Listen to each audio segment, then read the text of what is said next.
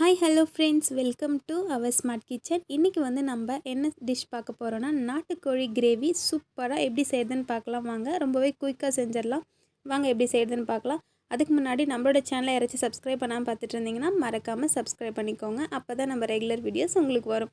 வாங்க இப்போ நாட்டுக்கோழி கிரேவி எப்படி செய்யுதுன்னு பார்க்கலாம். ஃபஸ்ட்டு அதுக்கு ஸ்டவ் ஆன் பண்ணி ஒரு கடாயில் ஒரு 50 கிராம் அளவுக்கு நல்லெண்ணெய் சேர்த்துக்கோங்க. நல்லெண்ணெய் தான் இந்த டிஷ்க்கு ரொம்பவே டேஸ்ட்டு கொடுக்கும். நல்லெண்ணெய் சேர்த்துட்டு எண்ணெய் காஞ்சதுக்கப்புறம் 2 பட்டை, 1 ஏலக்காய், 2 கிராம்பு சேர்த்துக்கோங்க. பட்டை, ஏலக்காய், கிராம்புலாம் பொரிஞ்சதுக்கப்புறம் 2 பெரிய வெங்காயம் நம்ம சாப் பண்ணி எடுத்துருந்தோம், அதையும் சேர்த்து நல்லா வதக்கிக்கோங்க. வெங்காயம் நல்லா வதங்கினதுக்கப்புறமா நம்ம 3 ஸ்பூன் இஞ்சி பூண்டு பேஸ்ட் வந்து சேர்த்து இஞ்சி பூண்டு பச்சை ஸ்மெல்லாம் போகிற அளவுக்கு நல்லா வதக்கி விட்டுருங்க. அதுக்கப்புறம் நம்ம 2 தக்காளி வந்து மீடியம் சைஸ் தக்காளி 2 தக்காளி எடுத்துருந்தோம், 2 தக்காளி சேர்த்து தேவையான அளவு உப்பும் சேர்த்து நல்லா வதக்கிக்கோங்க. இப்போ வெங்காயம், தக்காளி, இஞ்சி பூண்டு பேஸ்ட்லாம் நல்லா வதங்கி வரட்டும். இங்கே பாருங்கள், இந்த மாதிரி வதங்கி வந்ததுக்கப்புறமா ஒரு கைப்பிடி புதினா, கொத்தமல்லி வாஷ் பண்ணி வச்சுருந்தோம், அதையும் சேர்த்து நல்லா வதக்கி விட்டுருங்க.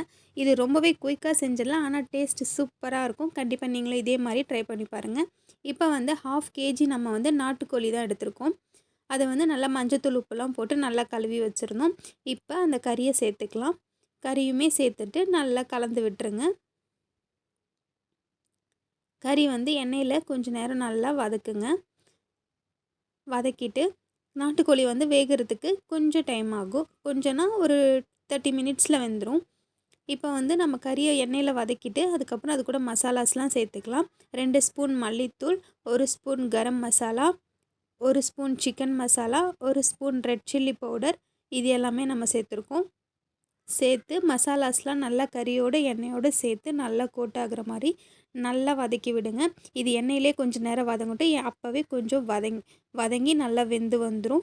அதுக்கப்புறமா நம்ம 1 டம்ளர் தண்ணி சேர்த்து நல்லா வதக்கணுன்னா சீக்கிரமாக நம்மளுக்கு ரெடி ஆயிரும். இப்போ பாருங்கள், மசாலாஸ்லாம் நல்லா கோட் ஆகிடுச்சு. இந்த ஸ்டேஜில் நம்ம 1 கிளாஸ் தண்ணி வந்து இதில் ஊற்றிக்கலாம்.